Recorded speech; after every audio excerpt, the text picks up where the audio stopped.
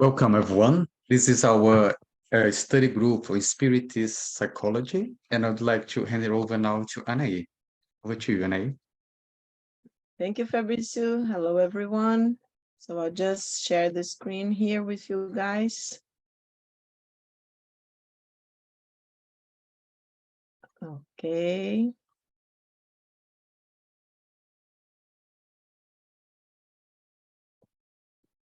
So is everything all right? Can everybody see the PowerPoint? Yeah, we can see perfectly. Okay, so today you are going to see the parental complexes, and especially what Joana de Angelis and Divaldo tell us about that. Just a quick reminder, so Jung's model of the psyche, and just for us to maybe sometimes, people just are going to look just at this class without looking at others. So I think it's always nice to remember everyone that the complexes, are in the personal unconscious. They are related, the core of the complexes are the archetypes, and the archetypes, of course, are in what we call the collective unconscious. So let's just to remind us about, I like this image of Sir or King Arthur, actually, in the round table with his knights.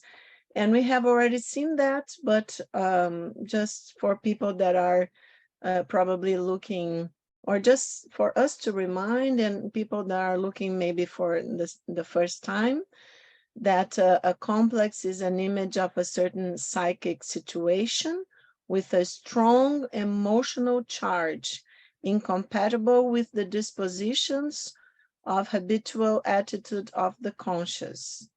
So we can understand them also as partial aspects of the psyche, dissociated due to trauma, emotional shock, for instance.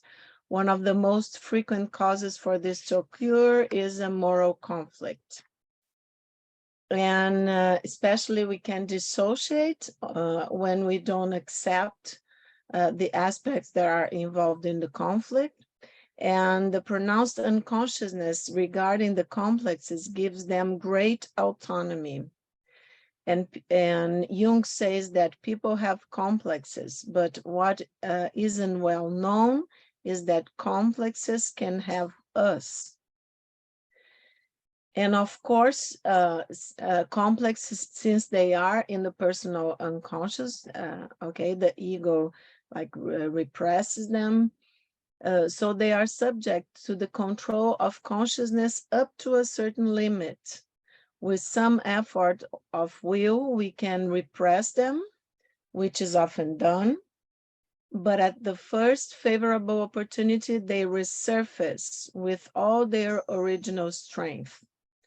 Thus, an active complex puts us for a time in a state of non-freedom of obsessive thoughts and compulsive actions. And here I know it's Lionel's friend, right? Lionel James Hollis. So he has a wonderful book, Mythologems, and this next slides are in his books, So in his books, I think it's chapter, let me just, when he talks about parents, I think, I can't remember the chapter, but it's easy for you guys. If you want to take a look, it's a beautiful book. So when we focus on, that's James Hollis talking, when we focus on the concept of parents, the experience of personal parents intrudes with great speed. How can we see beyond our complexes, beyond the confines of personal biography? That's a problem, right? Is there a moment when the image can be witnessed with neutrality? Probably not, Hollis says, because whatever the experience one has of father and mother, this experience remains the central complex, that is, the primary image charged with emotion of the individual's life. They were there in the beginning. They mediated all experiences with the greater world, and they dissipated or intensified the inherent trauma through which life is lived. I want you to pay a lot of attention to what James Hollis is saying here, because if our parents, okay, and of course we are talking about parental complexes, so it's our inner image of them, right? The imago. So they were there in the beginning, and they mediated all experiences with the greater world, and they dissipated or intensified the inherent trauma through which life is lived. This is very important because of when we are going to see next was Joanna, and also I brought another book, psychographed by Divaldo, by another spirit, so we can take a look what the spirits are telling us. So Hollis says that even when we seek objectivity, pushing feelings away and requesting the presence of reason, aren't the complexes what form the very lenses with which we see the matter? Furthermore, is our vision of father and mother not also a product of culture and of sexual roles that are constantly undergoing redefinitions? We have been talking about that when we talked about anima and animals, right? So Hollis asks, how can something be archetypal when it is so clear tied to the local culture and personal complex? Such reflection, according to him, is necessary, for we are obliged to try to make some sense of this brief conjunction, no matter how obscurely transitory it seems.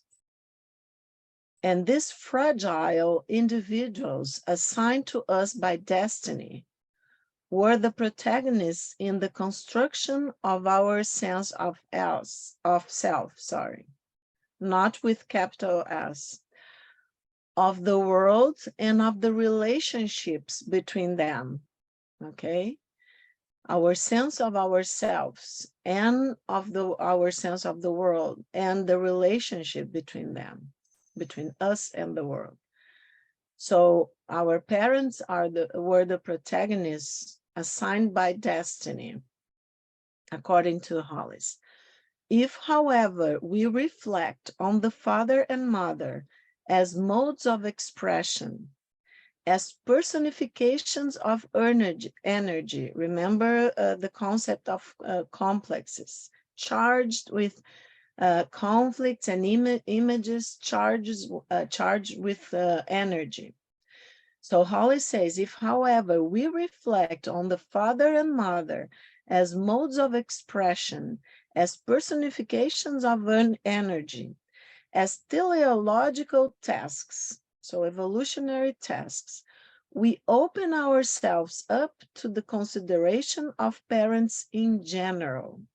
Now we are expanding the subject of parental complex, okay? So the experience, we are talking about energy. Hollis is talking about asking us to think about modes of expression, father and mother, the parental complex, as personifications of energy, as teleological tasks, evolutionary tasks. So when we think about this complex like this, he's saying that we open ourselves up to the consideration of parents in general. Here we are not talking about our personal parents, but about personified notions, embodied energies. In any family, these energies may or may not be carried out by the father or the mother. When the individual lives with a particularly limited parent when the individual lives with a particularly limited parent, or when he is an orphan, for example, he may have lived without the expression of these energies in general. In either case, the long-term task of the child turned adult is to more consciously witness and internalize these energies, or remain forever trapped in Axion's steel wheel of fatal repetition. The task of identifying, perhaps defeating, the tyranny of the internalized imago is one of the main tasks of therapy and all forms of healing. The person who has not been healed ends up playing these imagos everywhere, and most importantly, transmits the same patterns to their children. So now I bring to you, I don't think this book has been translated. I translated as Themes of Life and Death. It's psychographed by Divaldo, and the spirit is Manuel Filomeno de Miranda. And the spirit says, like father, like son, states the popular refrain demonstrating the strength of genes and chromosomes in the codes of heredity. The truth, however, is different. If there are physical and even psychological similarities, these acquired through family life, the same does not happen in the moral and intellectual field. The spirit is here to its own past conquests, thanks to which it expresses itself in the field of new activity. However, family behavior influences the conduct of the reincarnating person, who becomes impregnated according to the level of evolution and awareness of each spirit, with the conflicts and vibrations that will profoundly influence his or her behavior. So the family, the spirit, Manuel Filomeno de Miranda is telling us that the behavior of the family, not everything, it's genetic, and we are not suffering biology and even the psychology of the family, only that in our personal growth and evolution here in this life. The family behavior, he states, of course, influences the conduct of the reincarnation person, that who becomes impregnated with the conflicts and vibration, law of vibration. Okay, it's in the spirit book. So with the conflicts and vibrations that will profoundly influence his or her behavior. But all of this depends also of the level of evolution and awareness of each spirit, okay?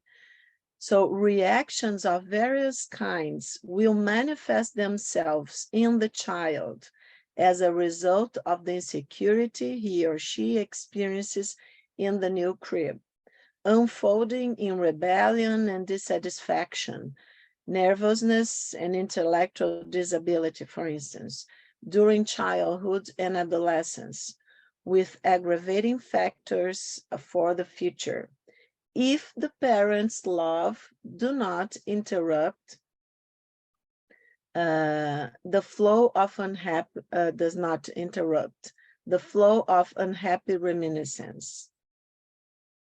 So this book is by Joana de Angelis, The Spirit, psychographed by Divaldo, is Family Constellation, okay? And in chapter 3, she talks about the parents. And Joana says that a family constellation is comprised of similar spirits, either attracted to another through noble realizations of love, or serious and disturbing commitments from previous lives. It can also be gathered, the family, with other spirits who volunteer to grow their affections, expanding their feelings in preparation for embracing society as a whole, rehearsing for universal society. So she says, it's all in this book.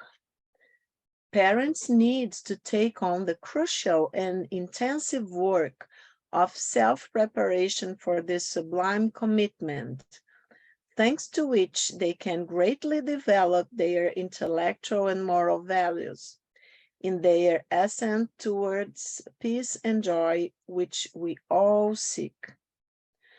Committed before rebirth, facing urgent duties that cannot be postponed, spirits forming the family group assume responsibility in the presence of its future offspring, establishing plans and projects which are to be followed through in the carnal world, meeting evolutionary demands. We have also beautiful books about how the spirit guides and how reincarnation happens, and all this getting together of spiritual families and projects, psychographed by Chico Xavier. Okay, all the André Luiz, the Spirit André Luiz communications by Chico Xavier, people can look at, and they have lots of information about that also. So Joanna says that after consulting the maps of individual responsibilities, the spirit guides present the future parents to its offspring, with whom they will cultivate and forge ties of love, designating processes for spiritual growth through which all will reach the goals they aspire. Therefore, prepared in advance, future parents draw out the programs of self-enlightenment and responsibility towards life by exercising patience and love as they become aware of the sublime responsibility they are going to embrace. Once reincarnated, they advance, sometimes through different paths, until the moment they meet, affectionately identifying each other, joining hands and planning for the conjugal union, essential for the family structure. However, those carefully established plans don't always work out due to emotional precipitation and psychological distress, among other factors, okay? And I brought to you, I know everybody has seen this movie, What Dreams May Come, and the main character is Robin Williams. So I doubt people haven't seen, it's an old movie. But to see, we are going to see in Lionel's book also, because I brought some of the slides where we have talked about that we have this transpersonal dimension of the psyche, right? The collective unconscious. And so many times artists, movie makers, writers, they connect to something. For instance, the concept of reincarnation is very ancient. It's not new to anyone, okay? It's in the collective unconscious. And the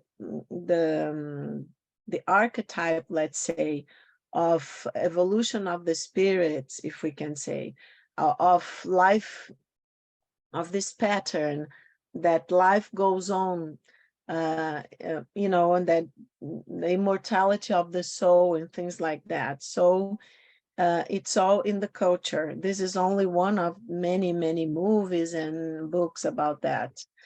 But I brought to you, I don't know if you remember, but I strongly advise people to watch the movie again.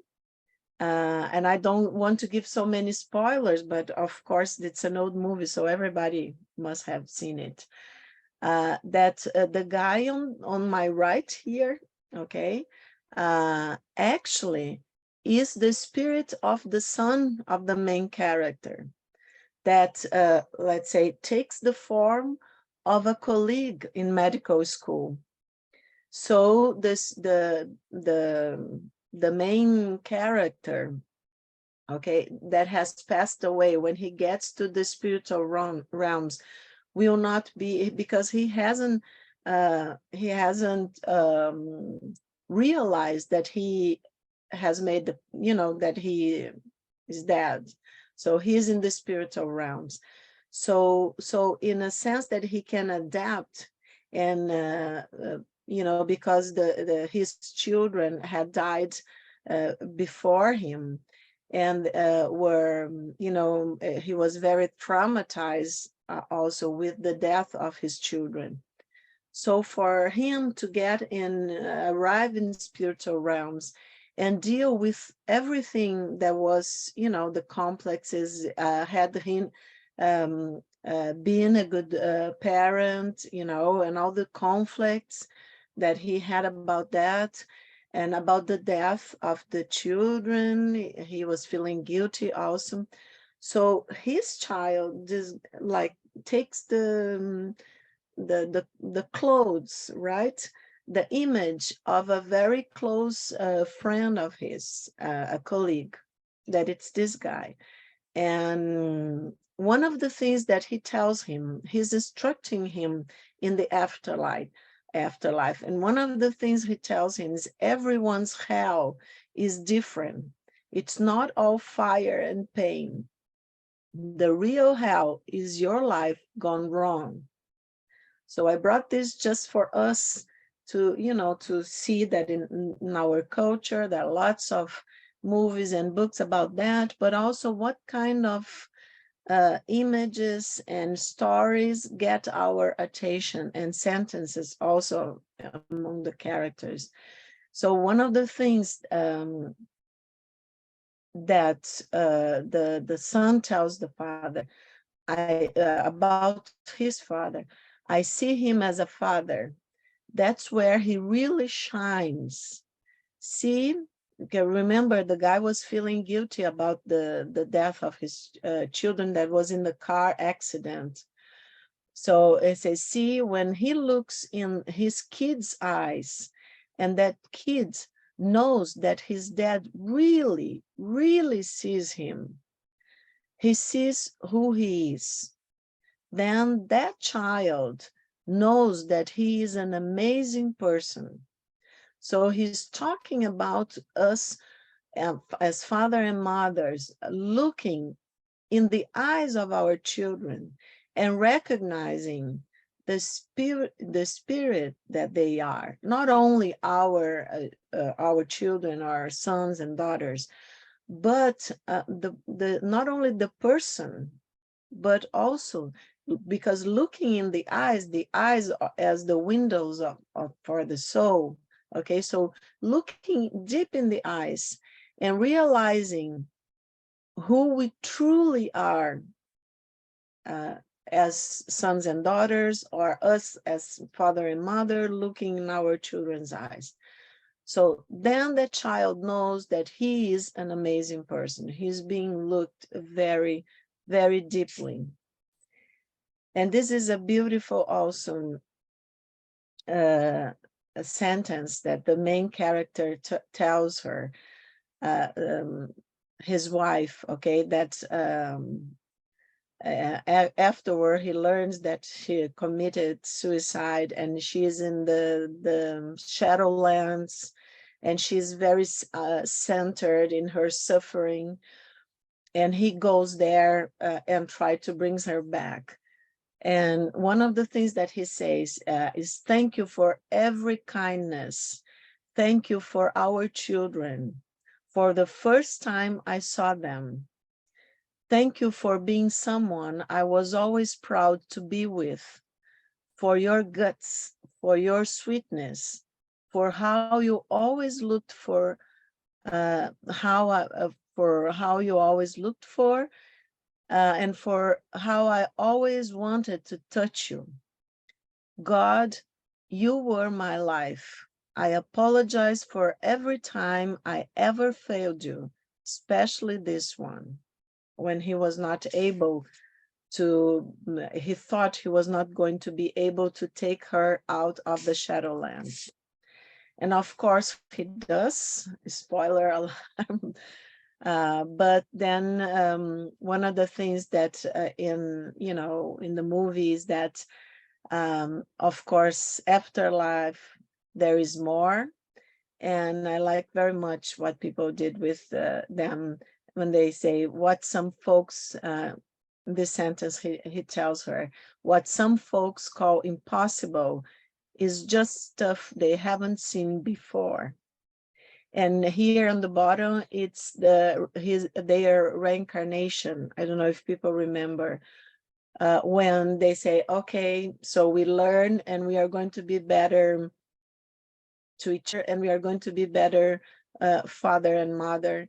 And then she tells him, but how can I find you? When we reincarnate, how are you going to find me? And he said something like that. Well, we are going to reincarnate together. I'm not sure if it was New York or Manhattan. And said, well, I found you in hell. Don't you think I'll be able to find you in Manhattan or something like that? I'm not quite sure if it's the city. Okay, so going back to Joanna. So life is not improvisation, she says. It is the result of superior planning and needs to be led with serenity and confidence.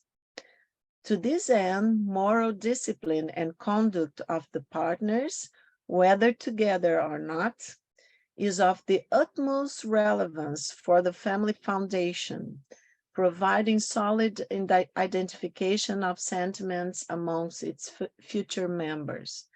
That is why love is fundamental for a legitimate, affectionate relationship. From the moment a child is born, says Joanna, the parents are invited by life to change their existential objectives. A natural change in conduct needs to replace the immediate aspirations. The care for a newborn demands complete renewal of habits. Treatment between partners, she says, must also improve because to educate is to offer example, and the student learns better from living lessons than informed theories.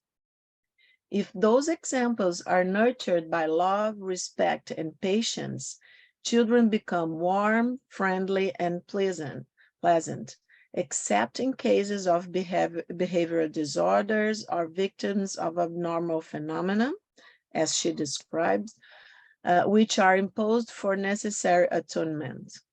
However, even in such cases, let's just remember that she's talking about the spirit reincarnating, okay? Not only about the child and a personality and an ego.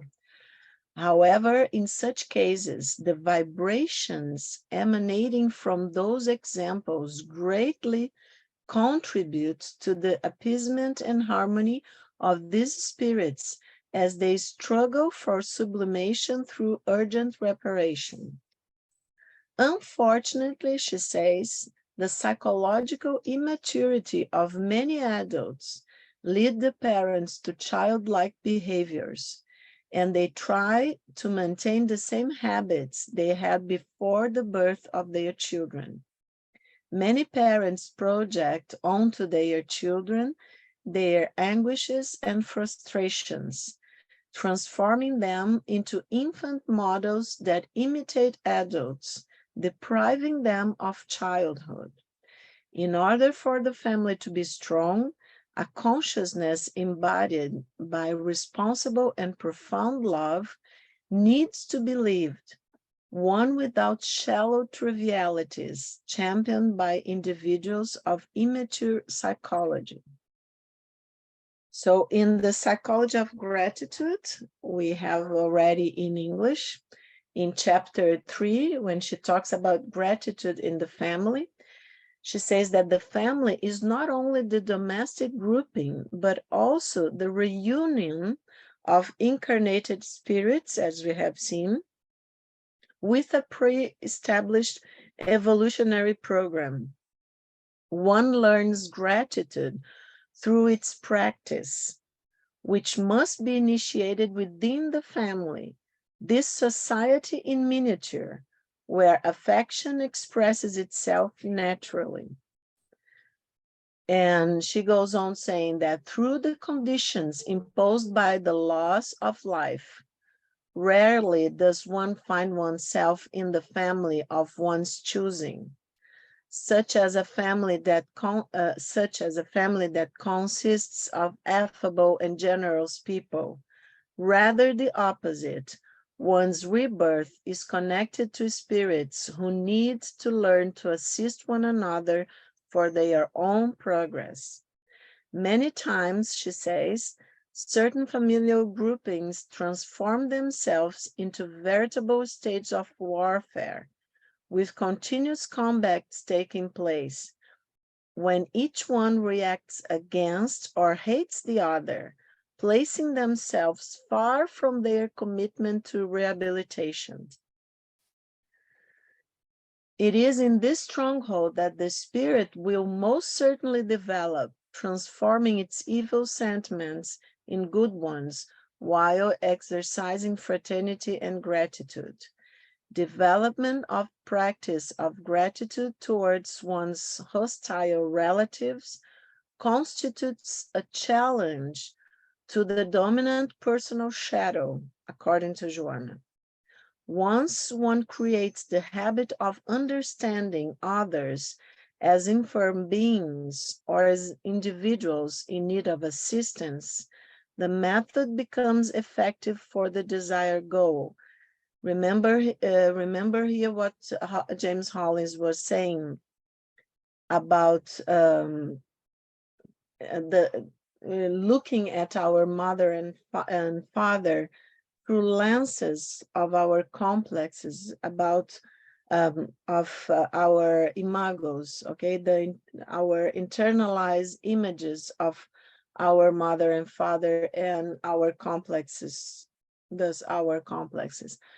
So how can we like expand our vision? And Joanna is bringing us a path to that. When we're thinking about them as also as spirits, when we are thinking about family as a group of spirits that come together to exercise fraternity and gratitude, to learn to exercise, to learn to love better one another, to learn to understand, to have compassion.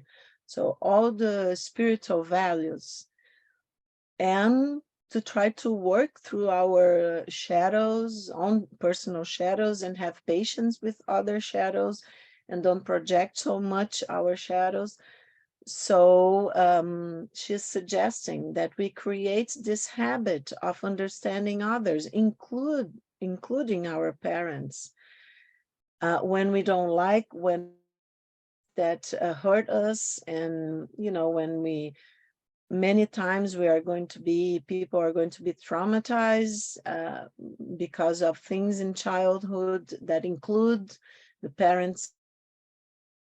So she's suggesting that we create this habit of understanding others as infirm beings, and including ourselves actually, as infirm beings or as individuals in need of assistance. And she says that this method becomes effective for this goal to evolve together. And she says that at home, all difficulties must promote the feeling of gratitude for the opportunity to repay previous debts, to develop and to exercise compassion, leading to an improvement of everybody. So struggles of this magnitude, she says, elevate human beings, helping their internal which require internal stimuli, to help it break free from the cocoon of the ego and to imprint its divine image onto the self. And but we have Lionel. So I'm just going when we talked about archetypes, I'm not sure if Lionel was with us in that class, but only for him, then we can listen to him what he says, and then people can all think about complexes, right? And about the internal imaging of them that we create, developing the ego and living these experiences with them. Okay, so the way that they begin, our father and mother in this life, part of our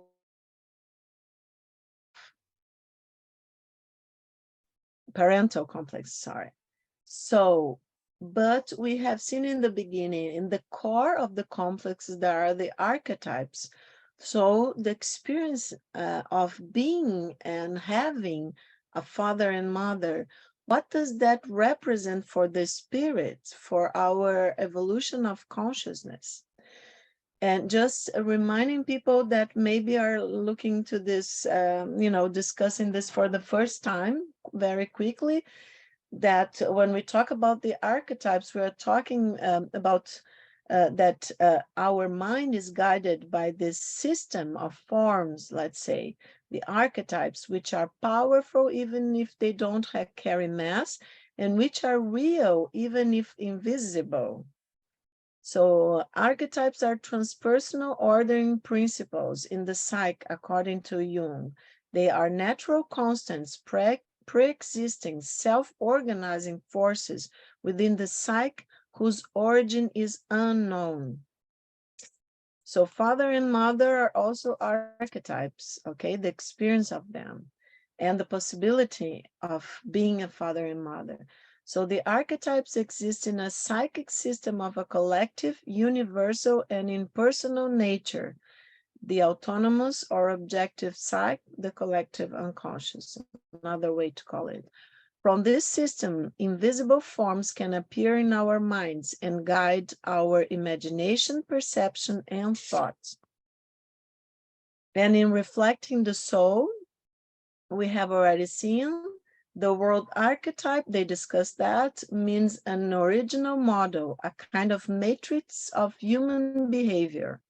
Archetypes are primordial and structural elements of our psyche.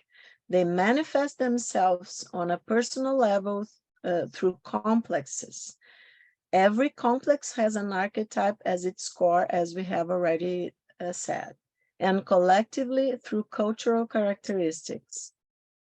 And Joanna says in Personal Triumph, the remarkable observation and decoding of archetypes elucidate a significant number of conflicts and phenomena that occur in the conduct of human beings, with these psychological roots being planted in the individual unconscious by the inheritance stratified in the collective. Okay. So this is Lionel's graphic, as we have already seen. And what I wanted you to pay attention, and we can discuss with Lionel himself, when we are talking about the level of autonomous or transpersonal unconscious, I think it's a beautiful way that Lionel says that all these waves, that each wave is an individual. We are all connected in this big ocean, okay, of the transpersonal psyche. And as I told you before, this is Lionel's book, one of his many books, Psyche and the Sacred, Spirituality Beyond Religion, where he says, above the surface of the water, the waves appear as separate formation, but at their base, they all merge into the larger ocean. Similarly, in its totality, the psyche encompasses far more than just each individual's experience, though we usually have the sense of being separate individuals, we are all nonetheless connected to each other at the transpersonal level of the psyche, even if we are unaware of it. So I think it's a beautiful way that Professor Corbett, Lionel says, and reminds us, and we can join with the and put together everything together that we have been discussing. Starting from Hollis, when he asks about the complex, is it possible for us to look at this experience of father and mother, with some neutrality, if our lenses are, the complexes are influencing the way that we look to father and mother. But then comes Joana and Manuel Filomeno de Miranda, the spirits, saying, okay, but if we understand that we are spirits that have been put together, actually, usually with our agreement in a certain family, to have certain experiences, to learn how to understand ourselves and each other in this kind of relationship, and to learn how to be compassionate, to be patient, to be tolerant, and to work with our shadows. So then coming to Lionel's thoughts in Psyche and the Sacred, where we as individuals, we share, okay, all those experiences. So I think it's a beautiful development to see that everything that we learn, every struggle that we try,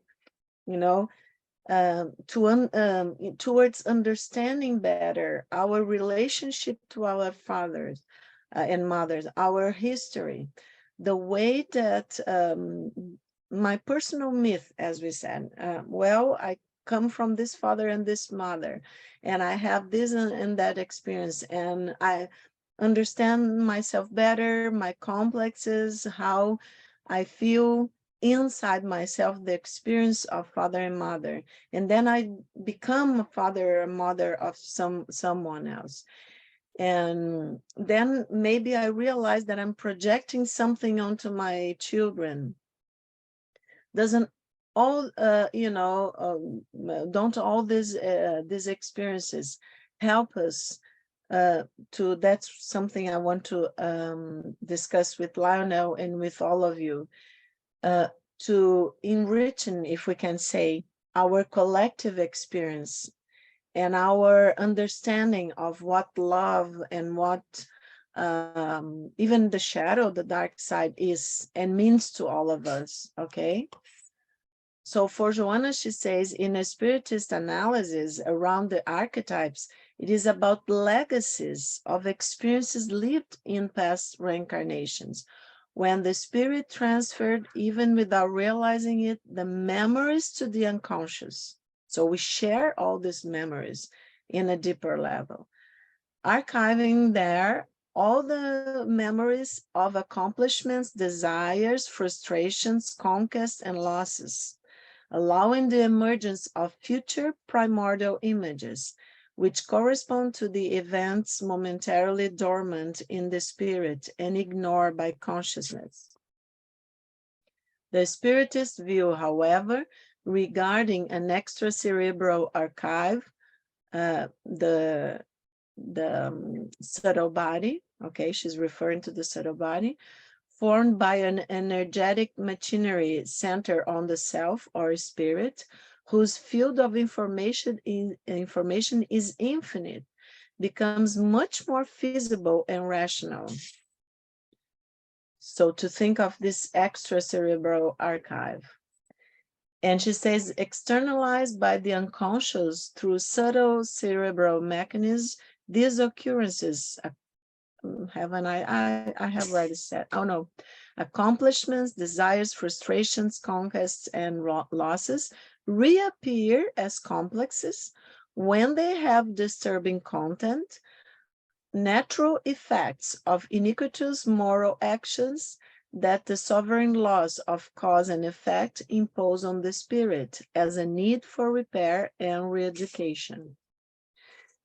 So Lionel Corbett also says that the notion of a transpersonal or spiritual dimension of the psyche is one of Jung's major contributions to Western psychology. We participate in this dimension in much the same way that the fishes live in the ocean. We are immersed in the psyche, but we do not know how far it extends. As far as we know, the transpersonal psyche may permeate the entire world of nature and even the entire cosmos. I love that line. So I end, because we want to listen to Lionel. From the movie Winterstellar, I have already shown this to you, but just to be inspired and to look at this sentence in a deeper way that we have looked before. What if we are all unique and the universe loves us all equally, so much so that it bends over backwards across the centuries for each and every one of us? And sometimes we are just lucky enough to see it. No life is more important than another, and nothing has been without purpose, nothing. What if we are all part of a great pattern that we may someday understand? And one day, when we alone are capable of doing what we were supposed to do by ourselves, we get to rise up and reunite with those we have loved the most, forever embraced. Okay, so I'll stop sharing. And since I think the presentation ended with you, Lionel, we would love to hear before opening up to questions, your impressions about this, what Joanna and Manuel Filomena de Miranda say about the parental complexes, the family as a spiritual group. What do you think about that? Oh, I think, well, what can I say? I think that's true. That the idea seems to be that we have an archetypal endowment that's karmically determined, and that leads to complexes, so that we are put into families in which we have to learn certain experiences, but they're necessary. I think that's sort of the gist of what you've been saying.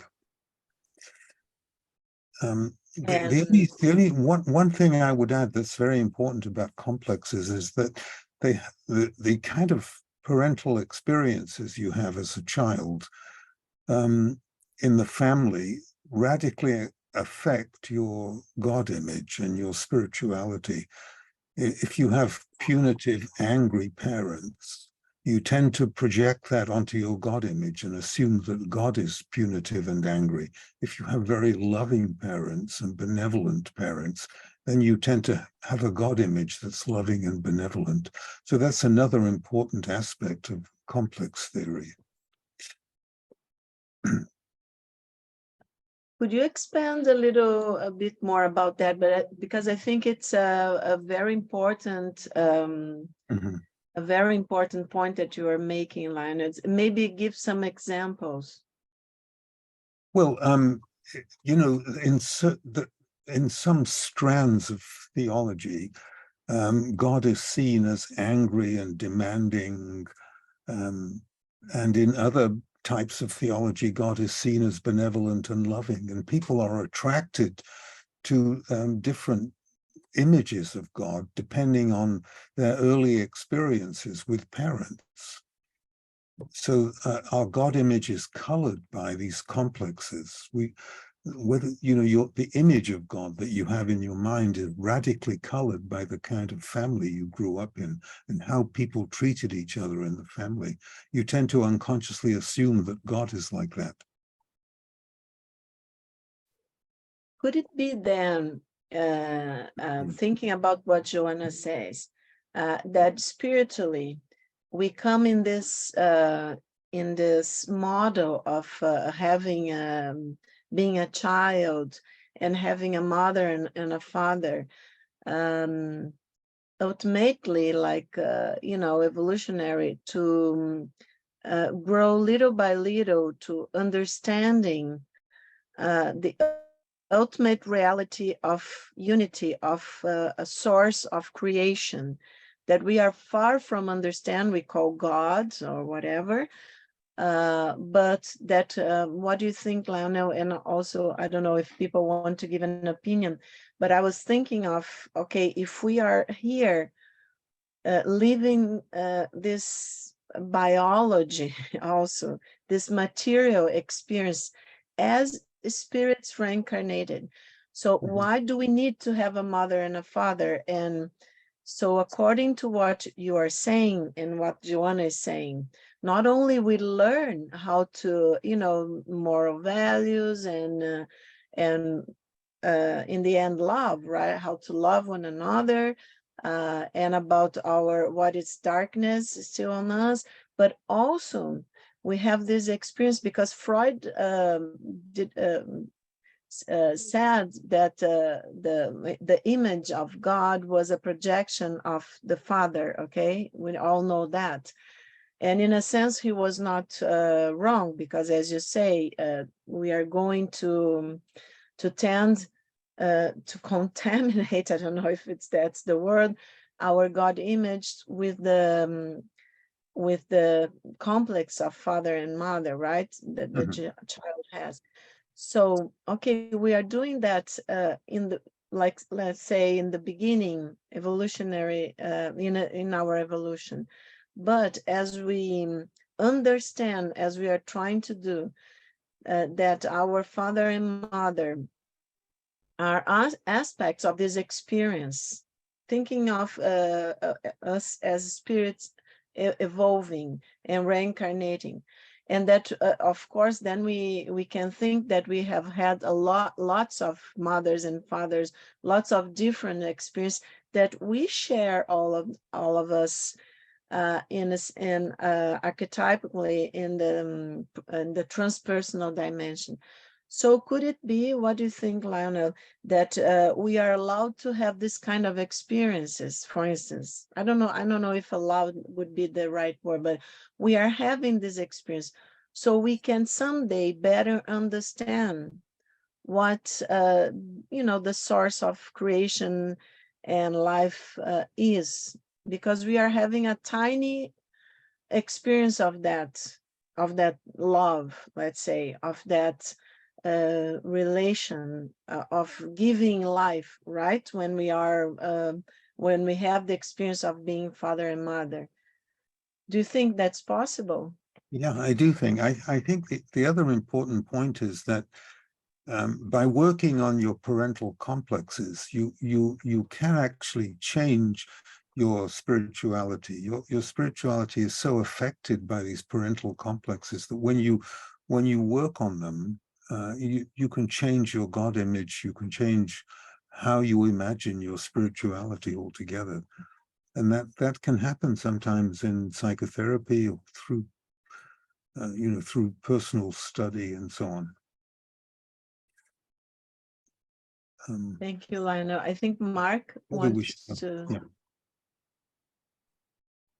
Yes, excuse me. Yes, and thanks, Anali, for your presentation, and Lionel for contributions. In fact, as we've been this evening, I've been skimming, Lionel, your the sacred cauldron, which is my first familiarity with it.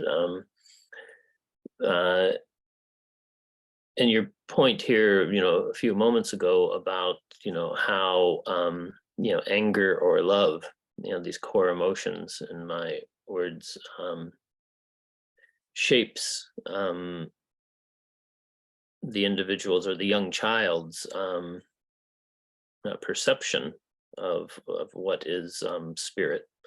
I think is such a powerful one. And I was wondering, some spiritist work that I've done for many years offers the perspective that, core emotions, such as anger or love, again, love being a human emotion, as opposed to unconditional love being the spirit version. So human emotion, love, fear, joy, hope, and a few other ones, that these are the cauldron, if you like, that as humans we're learning from by incarnating. And because spirit doesn't have human emotions, it has many other qualities, many other characteristics, but not the diversity and richness of human emotions. So I just wondered if you have any, through your research and professional work, any reflections on, as the example you gave, anger or love, has the potential to, of course, at least initially, and until a child would move on from the parental context, of profoundly shaping, the perception of what is spirit. Any views on that as far as emotions, small hints that... Well, emotions are very important because they're felt in the body. So when a complex is, all complexes have an emotional tone or emotional coloring. And it could be one of those that you talked about: sadness, anger, grief, and so on. But the way the complex is felt in the body in the form of emotion, and since the archetype is at the center of the complex, you could say that spirit embodies itself in the form of emotion when the complex is activated. Yeah, I mean, I think it's a lovely point. The only thing I would add is a conclusion. I'm doing a certain qualification that looks at the role of the 7 subtle bodies in forming the aura. And the aura, of course, being constructed before the chakras. And, as we know with the aura, or the subtle bodies and the chakras,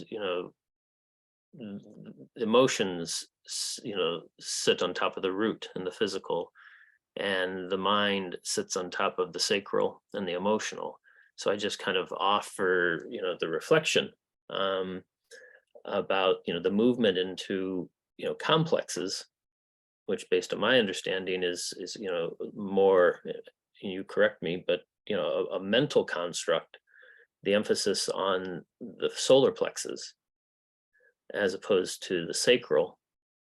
And as you bring in the body, the root, the physical, seems like a trajectory that in my life experience has a bit of a bias to it as we go up and away from the emotions. And it seems like in psychology, as we know, we're just rediscovering the body, seemingly, and the role of the body. And it seems like we still need to rediscover the emotions, which sit on top of, the mind and, the current version of psychology, which has a mind, a big mind identification orientation in my experience.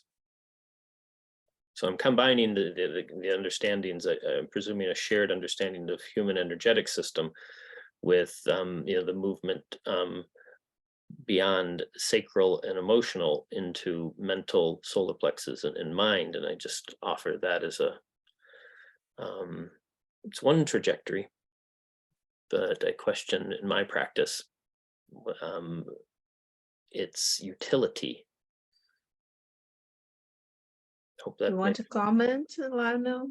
Well, I think the modern thinking is that emotion and thinking and the mind are actually inseparable. You can't have one without the other. They always occur together. And when you're possessed by a very powerful emotion, if you're gripped by a complex and you're terrified or angry or whatever it is, your whole body is involved. think how you are when you're frightened or angry. Your heart rate might increase, your skin gets red or pale, you sweat, your mouth goes dry, your pupils dilate, your muscles get tense. Emotion involves the whole body, actually. Unless you have mind-body splitting, which is another story. Yeah, I guess the final point was I guess the explorations that I'm doing is that there are extremes of emotions, and then there's the balanced versions. So anger can show up as rage, or it can show up as depression. And in a similar way, but anger by itself has a helpful function. It has a utility, just as fear has a balanced, helpful, constructive one. Love has extremes that are unhealthy, and love has a center point to it. So interesting point, though, that the fusion between emotions and mind. Fair enough. Well, thank you. Yeah, I think Kai wants to, and I opened the chat, and I think Conrad wants to talk, and there's another question to Lionel. So first, Kai, I think. I have a question for Anai and Lionel. If we assume that the DNA carries information, right, from our ancestors, right? So the influence that we receive from what do you think about this idea? And I'm thinking about the influence that parents have on us during the time that they are raising us, and also later as an adults, and even with the image of God that we carry sometimes without understanding. If you bring these memories from our ancestors through our DNA, how would this impact our psychological being in this lifetime? Can I just clarify your question? How does the effect of the ancestors in previous lifetimes affect our DNA in this lifetime? Is that no, the ancestors from in this lifetime? Let's say that our DNA, right, carries the information, not just in our character traits and all, but also in the memories. How would this impact us in this life, in the present lifetime? Since you are talking about, I'm not talking about reincarnation, I'm talking about today. I'm still not sure. Could you somebody help me with the question? I'm not understanding. Well, Kai, are you asking about the influence of the DNA, the genetics, DNA memories, in the memories through the DNA? Is that right? I don't think that memory is transmitted through DNA. Mm. Because memory is a subtle phenomenon. It's not physical. And the DNA is entirely physical. So memory is a soul phenomenon, not a DNA phenomenon. That's why you have memories from past lives. Sorry, yeah. I think she's talking about epigenetics. Yes, that's yeah, the concept epigenetics, right, Kai? Yes. The concept that traumas and that it's very new in genetic. Yeah, that affects the expression of the genes, but I wouldn't locate if memories of past lives are affecting us in this life, then memory can't be a function of DNA because the DNA in the other life was different. So memory has to somehow be a soul function. Mm-hmm. I agree when we talk about the past lives, but when I'm talking about our ancestors, the information that I think, maybe I'm wrong, that the information comes through our DNA, through our ancestors, from our ancestors' lineage. Well, it does through, as Anahi says, in epigenetically, the way your parents and grandparents behave will radically affect you, the next generation's genetic expression. So if you have parents or grandparents who are very traumatized, you carry that in some way, that trauma is influencing the next generation's genes. Mm-hmm. I would just bring something else to the discussion before passing to Conrad. He has been waiting a while to ask. Sorry, Conrad, just very quickly, that we know that it's very well known here in Brazil that the medium of Chico Xavier, and I think Kai has already written about him and has a work, right, Kai? I think, no, I know that you have. Chico Xavier said that the first time that he tried to reincarnate, it was the same mother and father, okay? And the mother got pregnant, his mother got pregnant, and she had a miscarriage. And then some months later, he got pregnant with him. But the thing is that Emmanuel, his spiritual guide, told him, or he remembered, I don't know, I can't remember what's in his autobiography and what he would tell people, that it was his spirit in the first time of the miscarriage, but the genetics was not correct. Because he needed a certain arrangement, let's say, of the genes, because of the mediumship that he would have to have.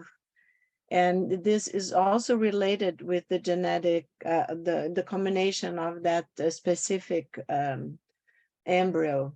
So it was not correct, and the mother had a miscarriage, and then later, some months after, she got pregnant, and it was she got pregnant with him.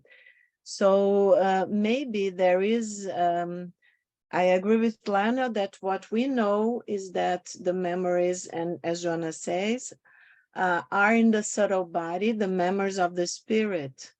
But I think what, I'm not sure if Kai, that's what she wants to know, but from what I understood of my studies of Joanna and Chico Xavier and all the information coming to the spirit is very active of course, in the body, and as Lionel said, and also the consciousness of the spirit will relate to the biology, of course, and with the genetic.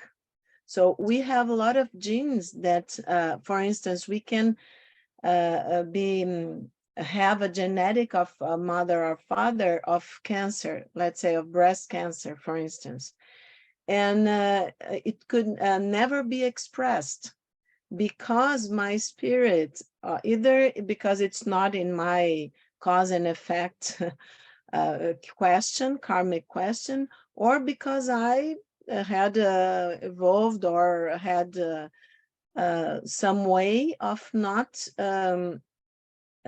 turning on that gene, So I think maybe it's more complex, even the expression of the genes, and also the epigenetic stuff, the way that the genes are going to express and be influenced by the environment, and also by the traumas and different things that our parents have experienced. I think it's much more complex. I don't know what Lionel thinks, but I just remember reading about Chico Xavier reincarnation and how the same spirit had to wait for a corresponding embryo with the genetic that would allow him to express all the mediumship that he had. I don't know if it helps or makes it more complicated to everybody. Thank you. Thank you, Kai. I don't know if Lionel wants to say something, or should we?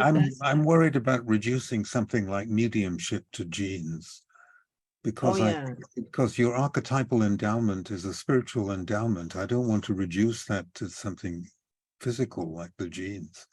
So that's my concern. I agree with you.